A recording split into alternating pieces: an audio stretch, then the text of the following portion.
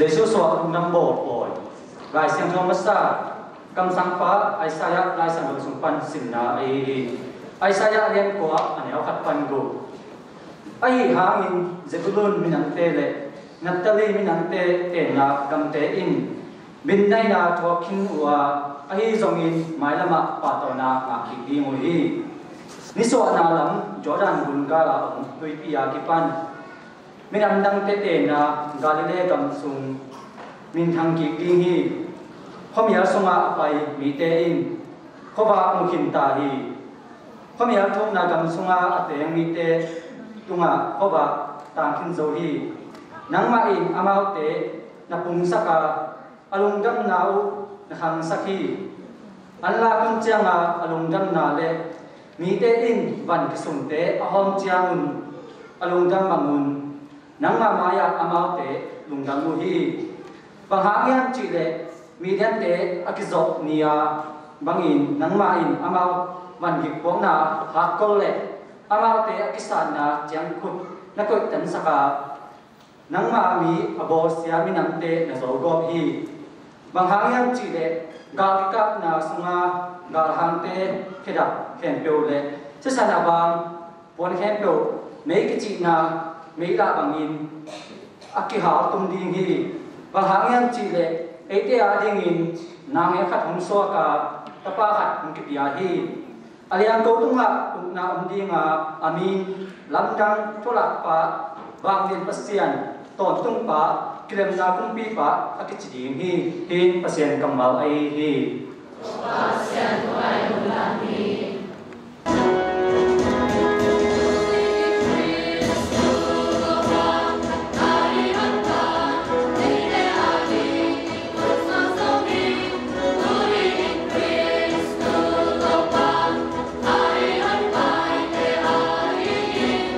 Hãy subscribe cho kênh Ghiền Mì Gõ để không bỏ lỡ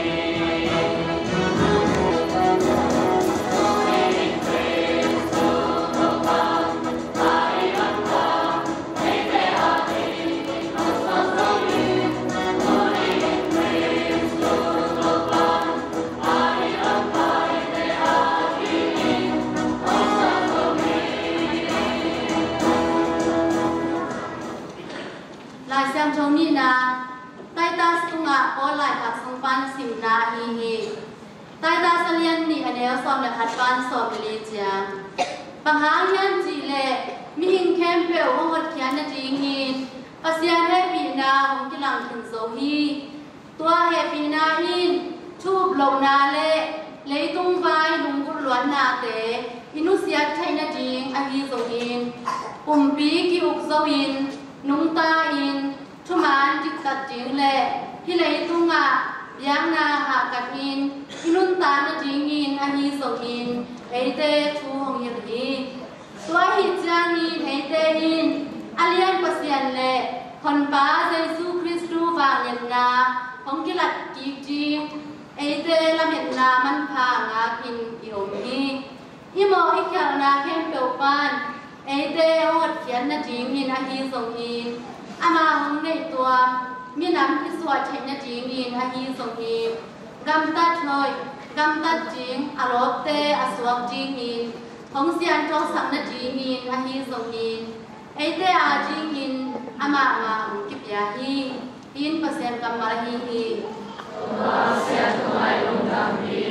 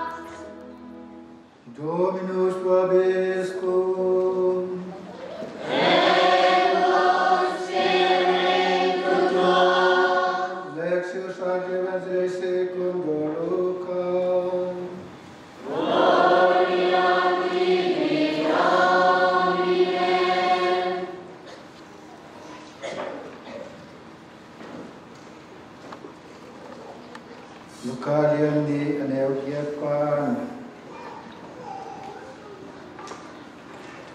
somni chang tua gama tu cintain gamla ka kia kinamau tuante zanin girin awhi amau te maya tu pawan tumi khatom dina amau te kim kota tu pawan lenya tangin amau te alau mamawhi ahi longin bang tumi inamau te kia galau kiyun bahangiam chile enon mikhen tuadien alian mamalung dam na thu no te kongkuaki tuanin dawai kwa mesya to pa kichi hon pa no te din hong suak lohi no te in bang limin te din kahiu yang ngachiu le na me kwanin kitun a bong an neng na kuang sma syarin awam namudi muhi acihi wakit yang itu awan tumi leban tunggal ka tampi te thakati nam kilang wa van sangbela pasya minthang tahen leitung a thudis long simne ni te tunganom nam tahen chin pasya apatui van tumi te mau te kian pan pai ki wa van tunga chia fitu chiang in kuchim te in tu in Bethlehem kwa pai in Topa honggen sa hidup yang payenni chin khalekhat akikonohi tuai mani nama ten manlang paiwa Maria Joseph de bonganne na kong swati sial na me amuhi ama te nama anu chiang ni na me tu kisai ma te kia ki gen ku akizera sak koi koi tu chin te tu gen na sa te khen tu len lam dang sa wi a hi zongin Maria nahi le tua thute khem pe chiam te alung sim suana sum sani tu chinte na ma kya na gen sa bang na zak sa amu sa te khem pe hangin pasian bang le na phatin achia ho hi in to parang na rasian thorai hi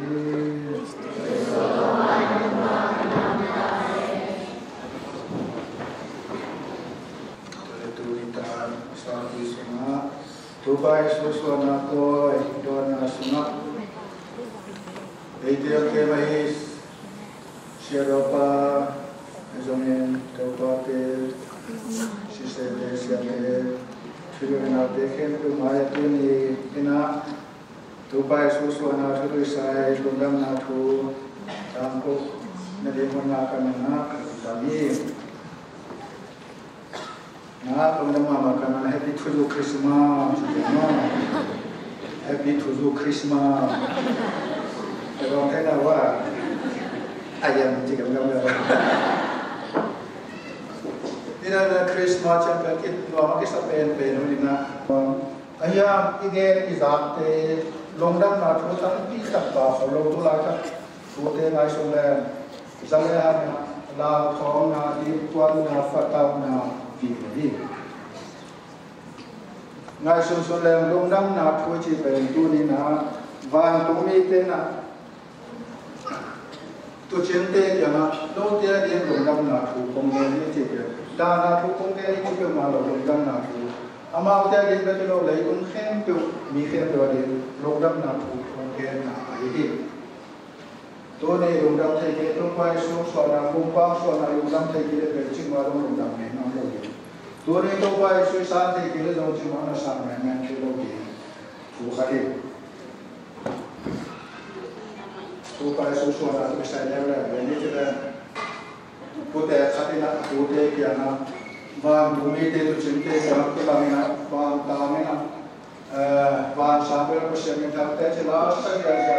Amal itu bapaya nama Yesus bang tak iuhi. Aci cakap konten, tu le puna. Nak macam Jerusalem ke Bethlehem dekin orang, Bethlehem ni akhirnya, kharu kisah ni akhirnya khatam ini. Bethlehem Jerusalem pan dalam lokolo, ayah orang minta lokolo. Bethlehem cipe, aku pin mana nak khatam ini. Amasana cile, lasiam tu dia zon.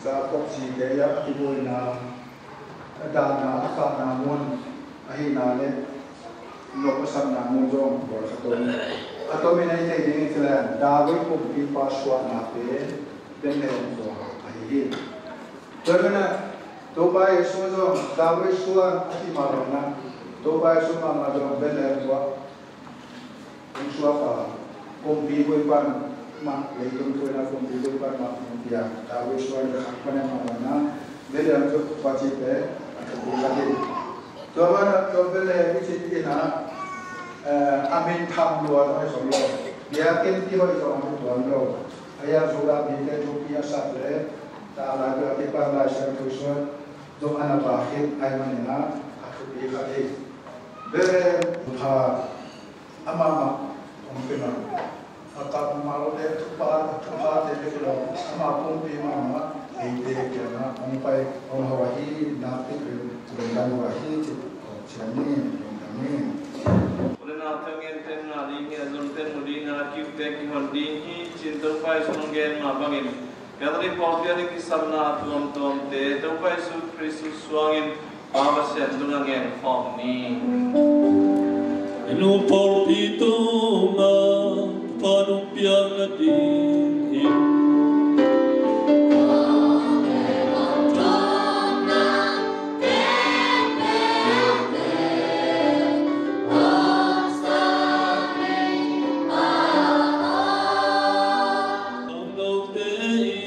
biang alam nasib nomnalong si manay natin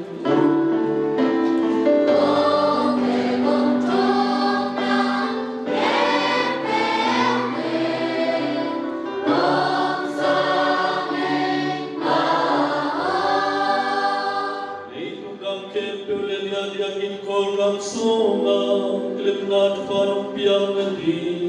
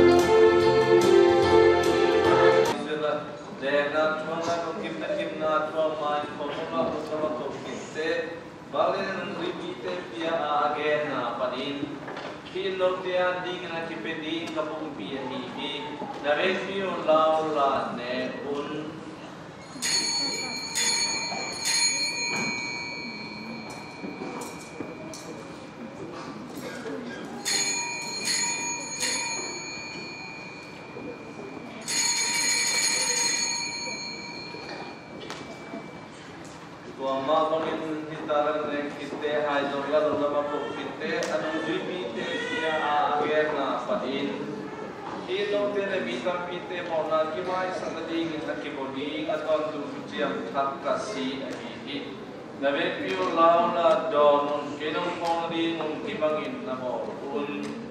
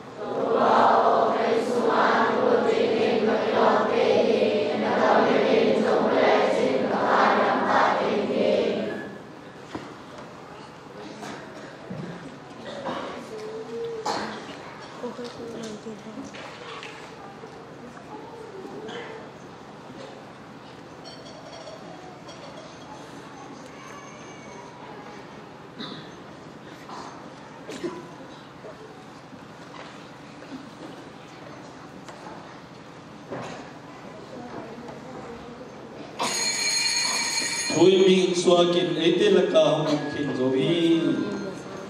Nên là bạn khá là xong đi là khát nị khát.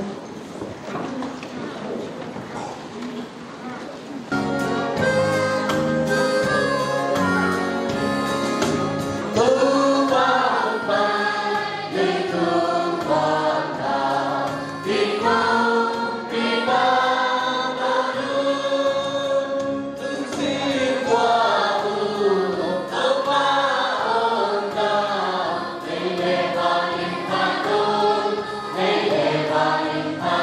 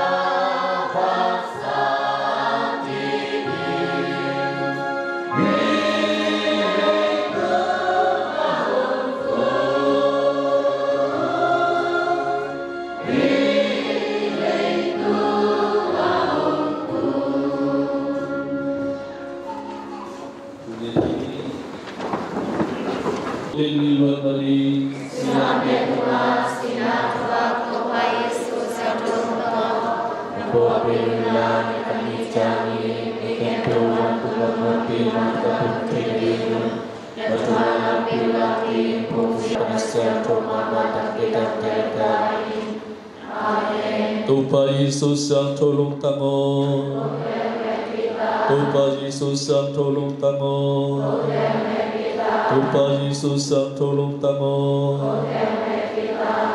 Kita kiat tungin na.